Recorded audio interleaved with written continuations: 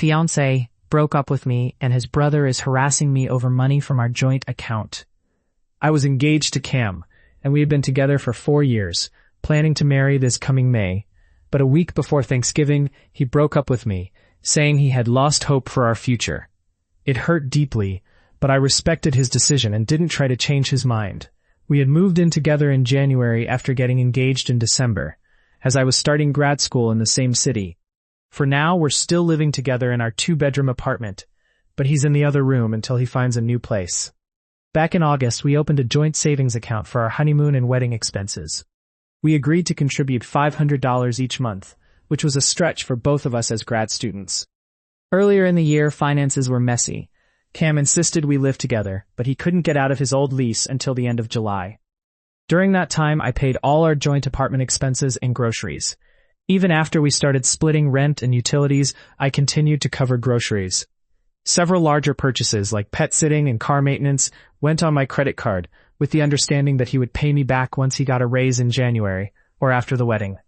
When I finally added everything up, excluding shared bills, I realized he owed me just under $2,000. The joint savings account had about $4,000 in it, but when I checked the deposit history, I saw that Cam had only contributed $1,250 total. I had assumed it was much closer to even.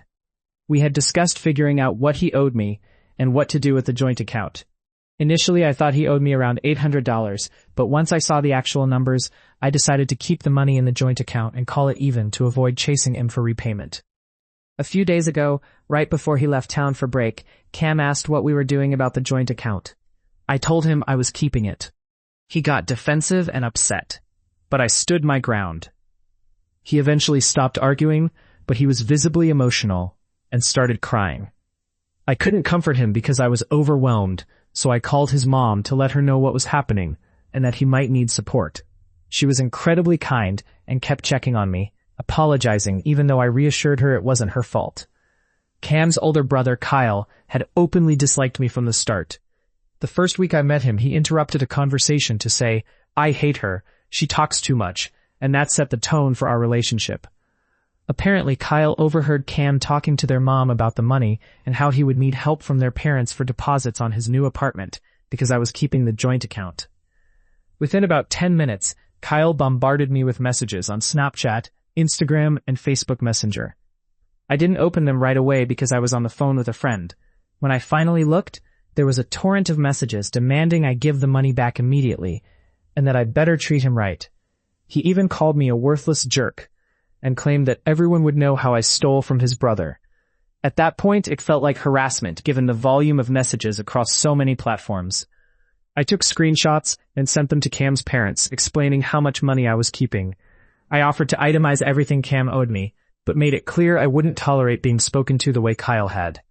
Following my mom's and my friend's advice, I blocked Kyle on Snapchat, where the worst messages were. Both of Cam's parents immediately told me to ignore Kyle, assuring me there was no need for an invoice and that they would handle him. Since then, they've reached out separately to tell me they love me, that I'm still family to them, and to let them know if Kyle contacts me again.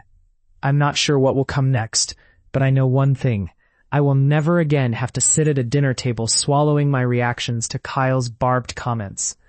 I miss Cam, and I will miss his parents and little sister, but I haven't shed a single tear over never speaking to Kyle again.